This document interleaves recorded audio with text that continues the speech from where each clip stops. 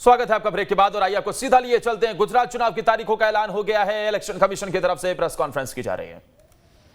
जहां तक डिले का प्रश्न पूछा अभी एक साथी ने, आपको एक्चुअली दी अनाउंसमेंट में बहुत सारी चीजों को बैलेंस करना है, जिसमें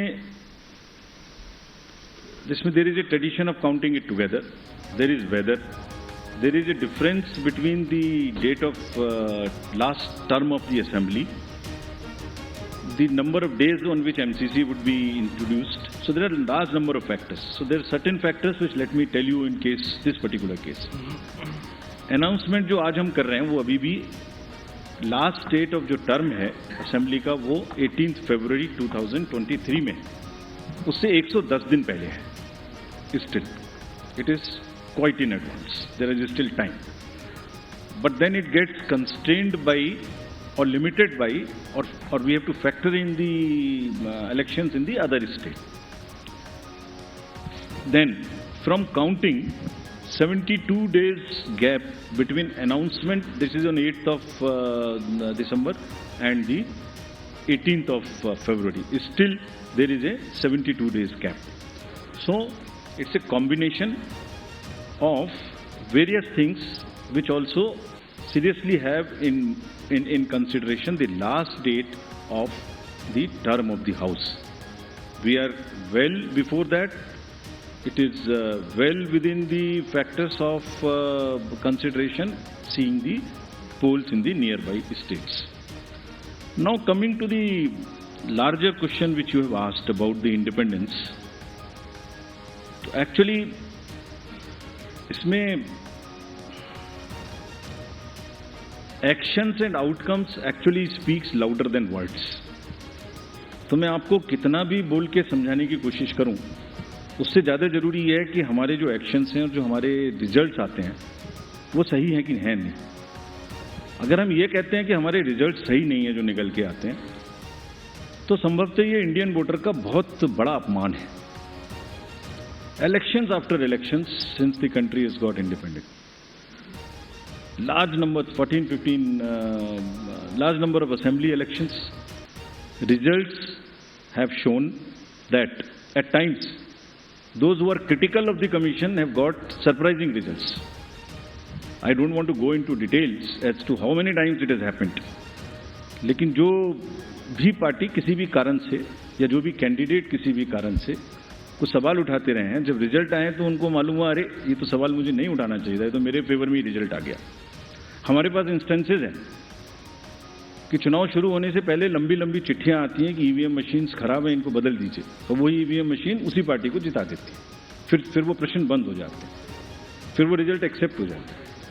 सो चुनाव आयोग की निष्पक्षता, चुनाव आयोग की धारणा, और मैं इसमें कहना चाहूँगा हमारे लिए नई बात नहीं है, ये एक लीगेसी है, और ये इतनी प्राउड लीगेसी है इस कंट्री की, जितने भी पूर्व के, आज तो चुनाव आयोग बना नहीं है, जितने भी रिजल्ट्स हमारे पूर्ववर्तियों ने दिए हैं, ये उसी की स्ट्रेंथ है। और आपको एक चीज, I wish you were there in this, we could have invited you to the international conference we have on the EMBs a few days back. There are terminologies like democratic recession, democratic backsliding, which are being used world over in the democracies. The election management bodies of the various democracies, including the established democracies, if they don't have election management bodies, तो election authorities are facing serious issues of fake narratives. और चुनाव से पहले एक negative माहौल बनाने का जो प्रक्रिया है वो it's a part of it, we are aware.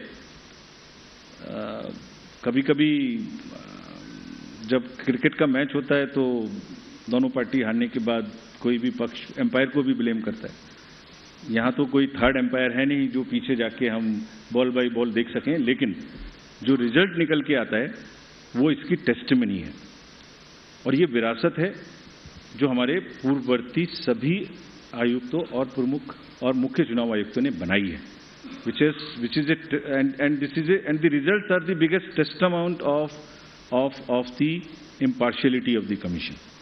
और हमारी ड्यूटी सिर्फ कंबाइंडली यही है कि हम उसको आगे ही बढ़ाएं, कहीं भी स्लाइड ना होने दें। And we are sure that Indian election management body, believe me, whenever we go internationally, I went to World Election Bodies meeting also. India's leadership automatically suo motu gets accepted of the Election Commission in guiding the election integrity. So there are two parts. One is the overall democratic functioning. Second part is the delivering elections, integrity of the election process. When it comes to the integrity of the election process, India becomes the natural choice, and world over, our leadership is accepted. You saw recently in the conference which just got over, Greece accepted co-leadership with us. Mauritius accepted co-leadership with us. IFES accepted co-leadership with us. The dignitaries from world over came, and we are going to do 2 more conferences like this. So we'll, by action, continue to show that we are 100% impartial, and whenever the specific instances are there, please bring it. We have given you a challenge on CVGIL, bring it to our notice. If we do not respond in 100 minutes, then please ask us that specific question. Next question, Aishwarya. Ma'am.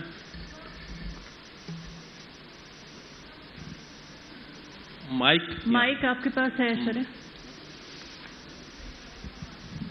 Switch on the mic, please.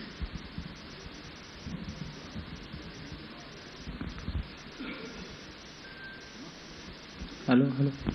Hi sir, this is Aishwarya from Aaj Tak. So one of the allegations is कि PM का दौरा था गुजरात में, उसकी वजह से जो चुनाव की डेट थे उनको पीछे खिसकाया गया. इस पर सर क्या प्रतिक्रिया? सर, ये तो हम कवर कर नीरज, इसका जवाब मैं आपको इसको दे देता हूँ. इसका आंसर मैंने दी मल्टीपल फैक्टर्स के केस में दे चुका हूँ. कितने दिन बाकी हैं, कितने दिन पहले हम अभी भी कर रहे हैं, और ये भी संज्ञान में रखिए कि रिसेंटली एक दुखद घटना भी वहाँ घटी, उस वजह से भी थोड़ा हम लोगों को डिलेट हुआ. आज कल भी जैसे वहाँ स्टेट में स्टेट मॉर्निंग थी, तो it's a multiple factors. Sir Neeraj, news 18 India से, नेटवर्क 18 से. मेरा सवाल है कि अभी आपने तमाम राजनीतिक दलों को पत्र लिखा था कि आप जो घोषणा पत्र में चुनावी वादे करेंगे उसका फॉर्म में जिक्र देना होगा कि धन कहां से आएगा, राजकीय एक्सचेकर पे क्या प्रभाव पड़ेगा. ज्यादातर राजनीतिक दलों ने उस योजना का, आपके प्रस्ताव का विरोध किया है कि चुनाव आयोग के मैंडेट में नहीं आता. चुनाव आयोग की टिप्पणी क्या है उन जवाबों पर, और चुनावी वादों के प्रति और मतदाताओं के प्रति जो राजनीतिक दल अपने वादे करते हैं उनकी रिस्पॉन्सिबिलिटी को कैसे सुनिश्चित करेंगे कि वो वादे पूरा करें. और एक जानकारी चाहता हूं आपसे, आपने कहा था कि पिछले कई वर्षों में आपने मॉडल कोड ऑफ कंडक्ट को कम किया है अवधि को, तो क्या गुजरात विधानसभा चुनाव में यह सबसे छोटा अवधि है मॉडल कोड ऑफ कंडक्ट? तो गुजरात की चुनावी तारीखों का ऐलान हो गया है. 2 चरणों में गुजरात में चुनाव होंगे और इनकी तारीखों का ऐलान चुनाव आयोग की तरफ से कर दिया गया है. आपको बता दें कि 1 और 5 दिसंबर को वोटिंग होगी, 8 दिसंबर को नतीजे आएंगे. 2 चरणों में गुजरात विधानसभा के चुनाव होंगे और इसके अलावा जो नतीजे हैं वो 8 तारीख को आएंगे. गुजरात की 182 विधानसभा सीटों पर 2 चरणों में ये वोटिंग होगी. पहले चरण में 89 सीटों पर 1 दिसंबर को, तो वहीं दूसरे चरण में 5 तारीख को 93 सीटों पर वोटिंग होगी. मतगणना 8 दिसंबर को है. बोलाकर 182 सीटों की बात कर ली जाए. और इसके अलावा जल्दी से आपको कुछ बड़ी बातें भी बता देते हैं जो इलेक्शन कमीशन की तरफ से कही गई है. कोरोना पीड़ितों के लिए घर पर मतदान की सुविधा है. इसके अलावा और भी बड़ी बातें उनकी तरफ से कही गई हैं. उम्मीदवारों की जानकारी केवाईसी सिस्टम में मिलेगी. उम्मीदवार की जो सारी जानकारी है वो केवाईसी सिस्टम में मिलेगी. उम्मीदवार को आपराधिक अपने जो रिकॉर्ड है वो भी बताने पड़ेंगे. ये चुनावी तारीखों का ऐलान करते हुए चुनाव आयुक्त की तरफ से राजीव कुमार, मुख्य चुनाव आयुक्त, उनकी तरफ से बड़ी बात कही गई. 2 चरणों में चुनाव होने जा रहे हैं, 1 और 5 तारीख को, और इसके अलावा 8 तारीख को रिजल्ट निकलकर सामने आएगा. कुल 182 विधानसभा सीटें, जिनमें से फिलहाल भारतीय जनता पार्टी के खाते में 99 सीटें हैं.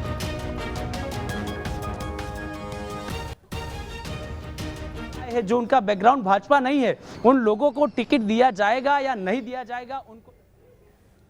Complex decision making activity which takes into account number of things, including the conventions, including the availability of forces, including the weather, sees how to club, which to club, what time to club. So it's a variety of factors which I've explained to you, and on that basis, it's not the least. Sir, Now, over here. coming to the matter of manifesto you asked. तो पहली बात तो आज इस conference में उसका विषय नहीं है, तो I wish will talk to you about it in detail some other time, but बहुत ब्रीफली। तो ये प्रेस कॉन्फ्रेंस फिलहाल चल रही है और जिसे लेकर अब वहां पर जो पत्रकारों के सवाल हैं उसका जवाब देते हुए मुख्य चुनाव आयुक्त राजीव कुमार नजर आ रहे हैं। लेकिन आपको बता दें कि 2 चरणों में चुनाव होंगे और 8 दिसंबर को मतगणना होगी। गुजरात विधानसभा की चुनावी तारीखों का ऐलान कर दिया गया है। सबकी निगाहें इसी पर टिकी हुई थी कि गुजरात की चुनावी तारीखों का ऐलान कब होगा। रिजल्ट को लेकर जो संभावनाएं जताई जा रही थी कि ये हिमाचल के साथ ही क्या रिजल्ट आएगा, वही होता हुआ नजर आया। पहला चरण 1 दिसंबर को, दूसरा चरण 5 दिसंबर को, तो मतगणना 8 दिसंबर को होगी। गुजरात विधानसभा चुनाव 2 चरणों में कराए जाएंगे। तमाम बड़े पहलू इस बार इस चुनाव में देखने को मिल रहे हैं। 182 विधानसभा सीटों पर ये विधानसभा चुनाव होने हैं। हमारे सहयोगी मोहित राज दुबे ज्यादा जानकारी दे रहे हैं, आपको सीधा ले चलते हैं। जगदीश ठाकुर वहां के प्रदेश अध्यक्ष हैं, वो जमीन पर काम करते हुए नजर आ रहे हैं। इसके अलावा रघु शर्मा जो प्रभारी वहां के बनाए गए हैं, वो लगातार ये कहते रहे हैं कि हम 52,000 बूथों का हमने गठन कर लिया है, हम लगातार जमीन पे काम कर रहे हैं, आदिवासी इलाकों में जाके काम कर रहे हैं, पटेलों के बीच में काम कर रहे हैं, ओबीसी के बीच में काम कर रहे हैं। आपको बता दें कि इसके अलावा अशोक गहलोत जो राजस्थान के मुख्यमंत्री हैं, वो वहाँ के मुख्य जो है चुनाव प्रभारी हैं, वो जाके लगातार चुनाव प्रचार करते हुए नजर आ रहे हैं। मल्लिकार्जुन खड़गे का कार्यक्रम है। लेकिन जब ये पूछा जाता है कांग्रेस से कि आप राहुल गांधी को कब चुनाव प्रचार के लिए भेजेंगे, क्योंकि 1 और 5 दिसंबर को वहां पे मतदान होना है और मतदान से पहले जो मुकम्मल तैयारियां जिस रूप में जिस तरीके से होनी चाहिए वो अब तक नहीं हो पाई है। देखिए, इस बार आपको बता दें कि खासतौर पे अगड़ों के साथ साथ आपको ओबीसी, क्षत्रिय, दलित और आदिवासी खेमों में अपनी पैठ बनाने के लिए इस बार कांग्रेस नई रणनीति के साथ काम कर रही, क्योंकि आपको याद होगा कि एक खाम जो है एक स्ट्रेटजी लेके आज से करीब 20 साल पहले कांग्रेस आई थी और उसमें उसको सफलता मिली थी। इस बार बादाम रणनीति लेकर आ रही है, जिसमें बनिया होगा, आदिवासी होगा, दलित होगा और बादाम पावर यानी और पटेल जो यहाँ पे पावरफुल जाति मानी जाती है उसको जो है शामिल करने की बात कांग्रेस कर रही है। यानी कुल मिलाकर देखने वाली बात यही होगी कि किस तरीके से कितनी मजबूती के साथ आने वाले वक्त में कांग्रेस जो है सियासी जमीन को मजबूत करते हुए काम करती है। जी मोहित को सुनाओ। और जिस तरीके से अब बादाम पावर की रणनीति के साथ कांग्रेस पार्टी एक नई रणनीति के तहत आगे बढ़ेगी और इसके जरिए से तमाम जो अगड़े वोटर्स हैं उन्हें साधने का प्रयास होगा। पटेल, क्योंकि काफी संख्या में पटेल समुदाय के वोटर्स हैं, तो उन्हें साधने का यह प्रयास है और सीधे तौर पर कांग्रेस पार्टी इस चुनाव में पूरी तरीके से एक्टिव नजर आ रही है। घमासान खुद आपके खेमे के भीतर है, राजस्थान के भीतर है और राजस्थान के 2 बड़े नेताओं को, रघु शर्मा को और अशोक गहलोत को अपनी जिम्मेदारी गुजरात विधानसभा चुनाव की दे दी है। तो किस तरीके से वहां पे आपको चुनाव जितवाएंगे, एक बड़ी चुनौती मल्लिकार्जुन खड़गे के कंधे पे होगी। और अब तक राहुल गांधी, प्रियंका गांधी का कोई बड़ा कार्यक्रम गुजरात के भीतर नहीं हो पाया है। लगातार सोनिया गांधी की भी डिमांड की जा रही है कि आइए प्रचार कीजिए, पार्टी की जमीन को मजबूत कीजिए, लेकिन अब तक सोनिया गांधी ने भी हामी नहीं भरी है। तो यही सबसे बड़ी चुनौती होगी कि गुजरात विधानसभा चुनाव क्या कांग्रेस ने छोड़ दिया है भारतीय जनता पार्टी के लिए या दूसरे दलों के लिए। लेकिन लगातार ये कांग्रेस कह रही है कि हम आपको जीत कर दिखाएंगे। राहुल गांधी से हमने सवाल पूछा था, आपको बता दें कि हैदराबाद में राहुल गांधी ने सीधे तौर पे बात कही थी कि हमारी जीत सुनिश्चित है और हम जमीन पे काम कर रहे हैं। लेकिन जो बड़ा सवाल भी खड़ा किया गया मोहित की तरफ से कि रणनीति पर तो काम कर रहे हैं, जीत को लेकर हुंकार तो भर रहे हैं, लेकिन कुछ जमीन पर नजर नहीं आ रहा है। कांग्रेस पार्टी की सक्रियता, बड़े नेता अभी भी जमीन पर दिखाई नहीं दे रहे हैं। जो बड़ा सवाल उठ रहा है, आखिर राहुल गांधी, चलिए ठीक है, भारत जोड़ो यात्रा के जरिए से वो अलग अलग राज्यों में पहुंच रहे हैं, लेकिन आखिर गुजरात में, हिमाचल में चुनाव है तो गुजरात में वो सक्रियता उनकी नजर क्यों नहीं आ रही है। और हमारे साथ हमारे सहयोगी गौतम भी जुड़े हुए, चलिए आपको गौतम के पास लिए चलते हैं, उनकी तरफ से अहम जानकारी दी जा रही है। हमेशा से भारतीय जनता पार्टी के साथ रही है, पर पाटीदार अनामत आंदोलन के चलते भारतीय जनता पार्टी को सौराष्ट्र में काफी नुकसान हुआ था। इसके अलावा भी उत्तर गुजरात हो या मध्य गुजरात हो, उन इलाकों में भी नुकसान हुआ था। उसके अलावा ओबीसी नेता अल्पेश ठाकुर, गुजरात में बड़ी तादाद में ठाकुर मतदाताओं की संख्या है, वो भी भारतीय जनता पार्टी की सरकार के सामने आंदोलन कर रहे थे। कांग्रेस से बाकायदा चुनाव भी लड़े थे। जिग्नेश मेवानी भी दलित समाज का आंदोलन चला रहे थे और वो भी निर्दलीय चुनाव लड़े थे कांग्रेस का समर्थन लेके। तो तीनों जो युवा नेता है, हार्दिक पटेल, अल्पेश ठाकुर, जिग्नेश मेवानी, सभी लोग भारतीय जनता पार्टी की सरकार के सामने मोर्चा खोल के रखे थे। इसीलिए भारतीय जनता पार्टी 2017 में 99 सीटों पर सिमट गई थी, पर 2022 आते आते इस आक्रोश को कम करने में भारतीय जनता पार्टी सफल रही है, क्योंकि अल्पेश ठाकुर तो खुद भाजपा के अंदर आ गए, बाई इलेक्शन भी लड़ा, हालांकि वो चुनाव हार गए। इसके अलावा हार्दिक पटेल वो भी भारतीय जनता पार्टी में आ चुके हैं और इसके अलावा जो कोई आंदोलनकारी थे, जिनके सामाजिक आंदोलन चल रहे थे, खुल के भारतीय जनता पार्टी की सरकार को गिराने के लिए जो लोग प्रचार कर रहे थे, वो खुद भाजपा के सामने सरेंडर हो चुके हैं और भारतीय जनता पार्टी की टिकट लेने के लिए भी वो लोग लाइन में है। और खास तौर पर जिग्नेश मेवानी निर्दलीय थे, वो कांग्रेस में जुड़ गए और उनका जो चार्म था 2017 में दलित आंदोलन को लेकर, जो ऊना कांड हुआ था उसके आंदोलन को लेकर, वो चार्म भी खत्म हो गया है। तो कहीं ना कहीं जो सामाजिक आंदोलन थे उसका आक्रोश को कम करने में भाजपा सफल हुई है। पर इस बार नया चैलेंज जो दिखाई दे रहा है वो है आम आदमी पार्टी। शहरी इलाकों में भी आम आदमी पार्टी लगातार कैंपेन कर रही है, रूरल में भी कैंपेन। बिल्कुल, और जिस तरीके से कैंपेनिंग की बात और युवाओं की जिस तरीके से तिकड़ी की बात आप कर रहे थे गौतम, कि युवाओं की तिकड़ी ये परेशानी बढ़ाती हुई नजर आई थी बीते विधानसभा चुनाव में, और यही एक नतीजा था, यही एक बड़ा भी फैक्टर था जिसकी वजह से भारतीय जनता पार्टी शतक से दूर रह गई थी। लेकिन एक बड़ा फैक्टर जो भारतीय जनता पार्टी के खिलाफ, क्योंकि तकरीबन 24 सालों का एंटी इनकम्बेंसी फैक्टर है, और ऐसे में आप देखिए जरा जिस तरीके से लगातार भारतीय जनता पार्टी आगे बढ़ रही है। गौतम बोलिए, क्या कह रहे हैं? प्रधानमंत्री नरेंद्र मोदी मुख्यमंत्री के तौर से वहां पर दिल्ली में गए, तब से लेकर लगातार गुजरात बीजेपी में उठापटक देखने को मिल रही है। आनंदी बहन आए, उसके बाद विजय रूपानी आए और अब भूपेंद्र पटेल आए, और खास तौर पर संगठन और सरकार के अंदर तालमेल की कमी जो है वो साफ तौर पर दिखाई देती है। इस बार भी भारतीय जनता पार्टी के नेता जो है वो वही बता रहे हैं कि भूपेंद्र पटेल ही गुजरात चुनाव के बाद मुख्यमंत्री हो गए, पर इसके पहले भी कई बार भाजपा के नेता स्टेटमेंट दे चुके हैं कि मुख्यमंत्री नहीं बदला जाएगा, पार्टी प्रमुख नहीं बदला जाएगा, पर उससे उलट ही काम हुआ है। तो कहीं ना कहीं इस बार भी ऐसी आशंकाएं जताई जा रही है कि भारतीय जनता पार्टी है जो अंतिम क्षण में ही अपना पत्ता खोलती है। अभी तो भूपेंद्र पटेल के चेहरे पर ही चुनाव लड़ने का ऐलान जो है भाजपा कर चुकी है। हिमाचल में भी ऐलान कर दिया गया, और भूपेंद्र पटेल, क्योंकि यहां पर मुख्यमंत्री बदले गए, भूपेंद्र पटेल जिनकी साफ सुथरी छवि और तमाम, क्योंकि ऐसा माना जाता है कि वो जमीन से जुड़े हुए नेता हैं और इस दिशा में उन्हें मुख्यमंत्री भी बनाया गया। लेकिन अब कितना फायदा मिलेगा ये देखने वाली बात होगी। आपकी तरफ से जो जानकारी दी जा रही है, मोहित। बता दूं कि कांग्रेस पार्टी गुजरात जी बिल्कुल, देखिए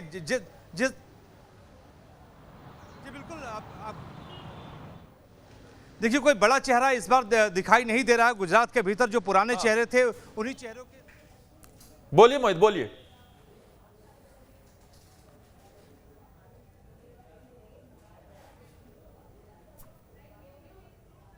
इस बार भारतीय जनता पार्टी वहां पे दे रही है।